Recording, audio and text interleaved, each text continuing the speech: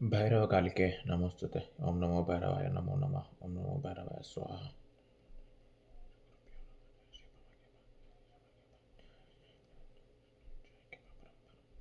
Jama, Jama, Jamadya, Jamadya, Jayadya Mahakali. One more video, one more day, and grateful to Ma for letting this happen. Off late, we've been talking a lot about bloodlines, right? We've covered bloodlines, and I've emphasized a lot on becoming Bhairava of your bloodline. And also, we spoke a little bit about Shanishwara and Sri Krishna, Ma Krishna, and Batuka Bhairava, and of course, always Ma Kali. So, today's topic that I wanted to address is bloodlines. How do we liberate our bloodlines and how can we become Bhairava of our bloodline? So, before starting, I want us all to be on a common grounding that we should be aware of the story of Samudramanthan. Okay, and the second story is about Bhairava nipping off Brahma's head, and with that Brahma Kapala, he walks over all the cosmos for 12 years, 12 cosmic years, and in between, he tries to fill the Brahma Kapala with the blood of all Devaloka, all cosmos, but it never gets filled. So I hope these stories are known because we will be connecting this with the bloodlines and we will decode it further and understand how can we go deeper into your own blood and marrow. So let's just make it simple. uh, let's start with your own family. Okay, so let's consider an example. Let's say your father must have told a lot of things to you, right? Something like I work hard every day so that you don't have to feel the pain that I have felt. Somewhere growing up, you must have heard this line from your father, or you know, it's a, so let's consider this. Your grandfather uh, had more, those days they were not well settled, and there was shortage of money and resources, right? So maybe uh, your father wanted to study more, but your grandfather couldn't make him study. So now what happens is the urge, the trishna inside your father to study more, but he couldn't. Okay, so he's earning right now so that he could make you study, so that you don't face the pain what he had faced. But let's consider your grandfather too. He wanted to make your father study more, right? But he couldn't because he couldn't earn more. So see the first transaction of how the trauma goes in. Your father is working so hard so that you could study, right? So the trauma of your grandfather is already in your father, that the urge to earn more. Now your father is providing the resources to you, but what about the pain that your father and your grandfather had felt? It doesn't disappear, right? It is in the blood. So right now you would end up having two traumas. One from your father, that urge to study more. Okay. Now you have another two, the urge to earn more and provide for your family because it ran through blood. So there could be cases where maybe by blessings of Devi, somehow you could be really good with studies and you can just glide through it so easily. And you're doing it. But at some point, after you've done it, you would start feeling that void. Use this example for other things in your own life. I've taken this as my own example. So after a point, after you reach a point, you would feel it's more or less it's enough. If that urge suddenly has gone, and you feel this void inside you, but maybe your father, if he's still around and guiding you, he would still go like, study more, study more, study more. It's not that he's trying to rub his ideas onto you, it's just his own trauma speaking to you. Okay, so let's go back to the story of Bhairava.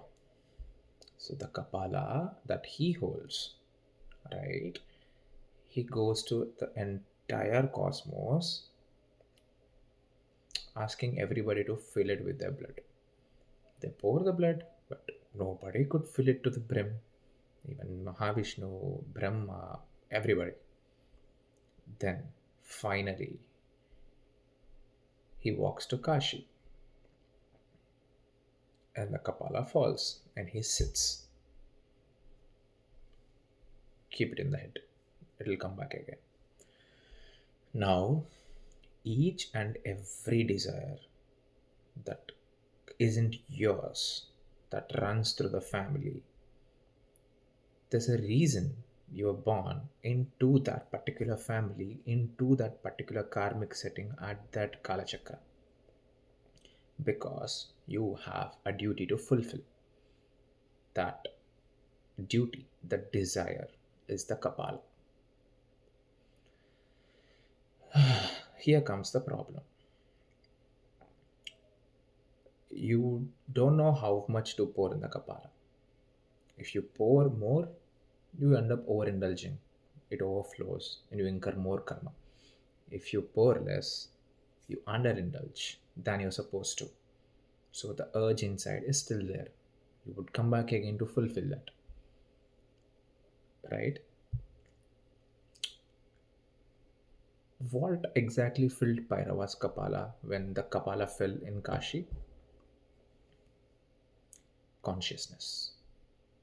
Kashi is Kali. Kashi is not just a physical place, it's a spiritual place too.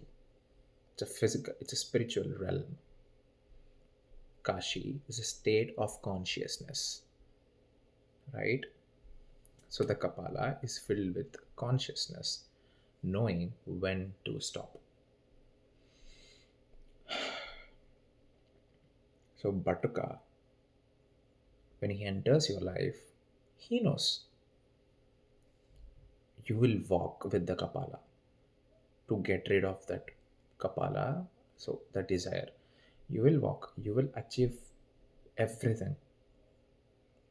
So, in the process of achieving, you will have pain, you will have pleasure, you will have good, you will have bad. But you should know when to let go of that Kapala. So, what does Bhairava do? He puts enough consciousness in the Kapala just to make sure it's full, it's filled exactly to the brim. And how long can you hold the Kapala, which is exactly to the brim? It falls. Beautifully, it falls. You have neither overindulged or underindulged. That is how you heal your traumas, especially the generational traumas that runs through your blood.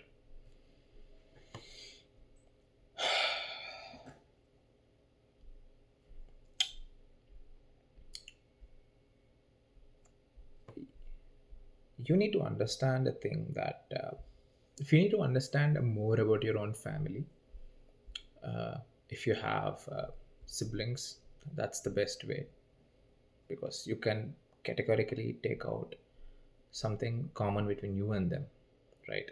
But unluckily, if you're an only child like me, you will have to understand your father more, you will have to understand your mother more, and even look at your uncles, aunts from your father's side, and uncles, aunts from your mother's side, and their children.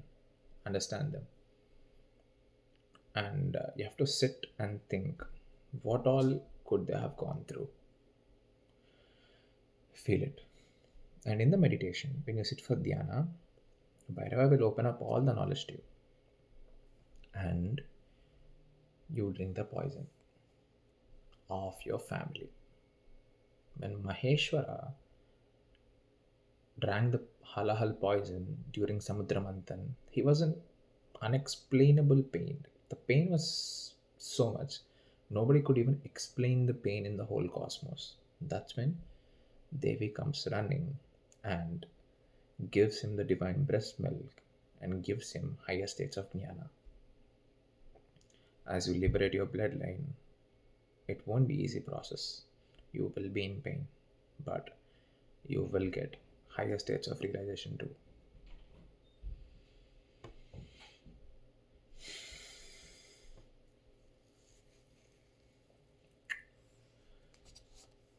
Consider a red sari. If you zoom in into the red sari, each thread, see, like there are many threads in the sari that are woven, right? So each thread could be of different length, will be of different length, will be of different thickness, the width, the intensity of color, the amount of dye that had gotten to the thread. It's all completely imperfect. But when you zoom out and look at the sari, it's perfect. Our human ability to understand things is very narrow and limited. As you go deeper into the sadhana, it widens. Mass design is so intricate, so intricate. For you, it might look imperfect. Like, why am I in the situation? Why is it like, why does it have to be this way? But when you zoom out, because she can see a lot, right? She had perfectly, beautifully has placed you in that bloodline karmically so that you can achieve what you are supposed to achieve and liberate that particular bloodline. So look back, decode why you're born into that particular family,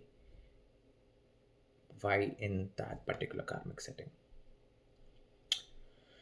And also, you need to understand the fact that your grandparents' traumas are pretty much alive in you. Because, see, consider this case. Until you are born, for your parents, their parents were most important, right? Like, consider your father. His first priority would be to take care of his parents, right? And even for your grandparents, their first priority would be taking care of their kids, that is your father. But the moment you're born, the equation completely changes. Your father would cater to you first, and even your grandparents, they would start catering to you first because you're the vulnerable one here. Now, connect this to this.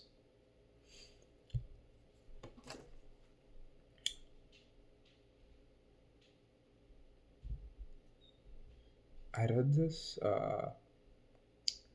post on Facebook, of course, on Guruji's channel. He said, a guru in the path of Kalika sees her as a mother in his Garbhagriha. The same guru sees her as a daughter when he is giving Diksha to another person.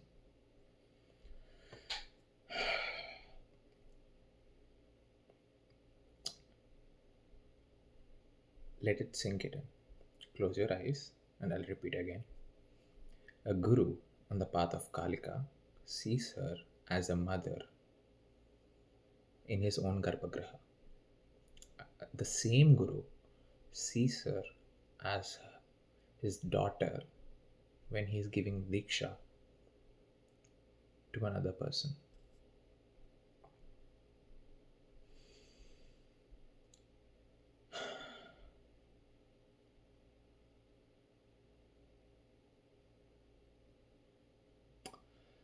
The path of Kalika isn't like any other school of thoughts or Diksha. No. The bond between Guru and Shishya, it had been decided long back, way back. Because if you're a father, right, how much would you think before giving your daughter to somebody? The primal fear of giving your daughter, one you've seen grown up, Bala.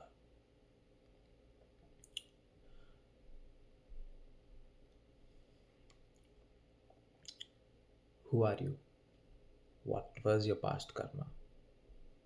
Are you eligible to take care of my daughter? Can you keep her well? Can you take care of her the way I've been taking care of her? This is where Bhairava comes and watches for you. He gives the signal saying, yeah, he's got the Adara.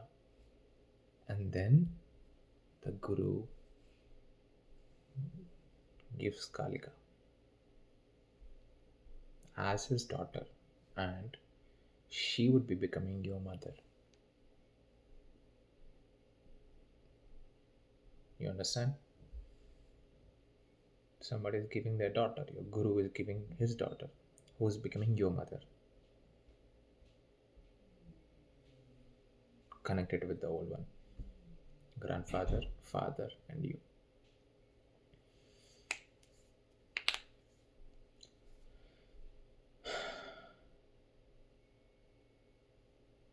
That's why never go and ask, can you provide a simple Kali mantra that I can recite? There is no simple.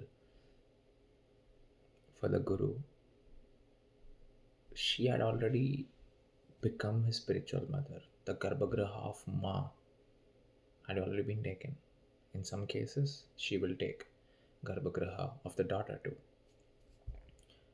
And he holds her at such high position, the entire Kundalini Shakti of Mahadeva itself at his Garbhagriha, and you are going and asking a simple Kali mantra. How stupid is that?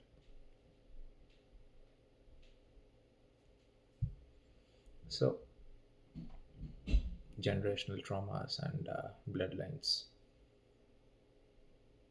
Become the Bhairava of your bloodline. You should.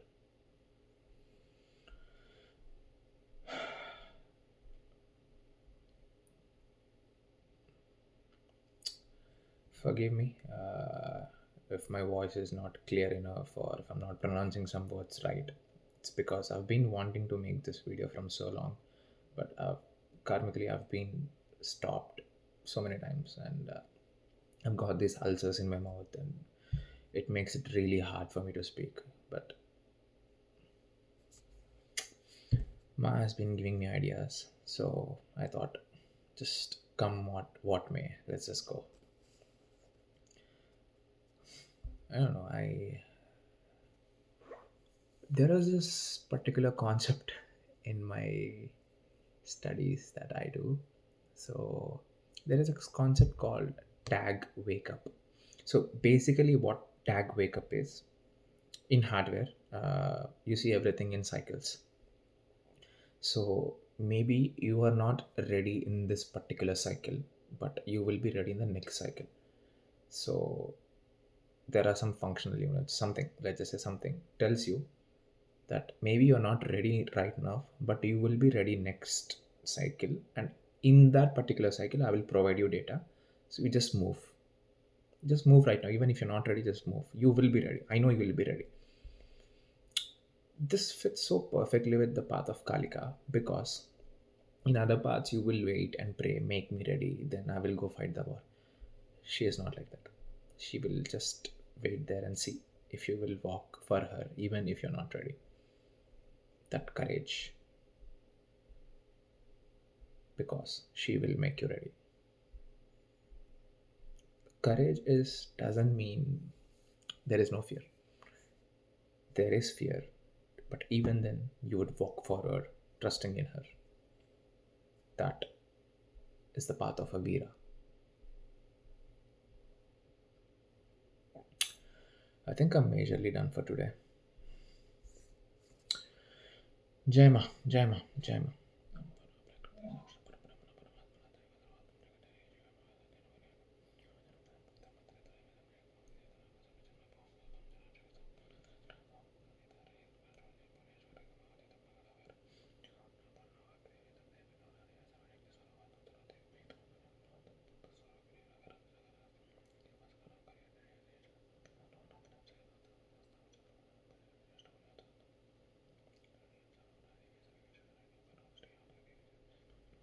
Bhairava.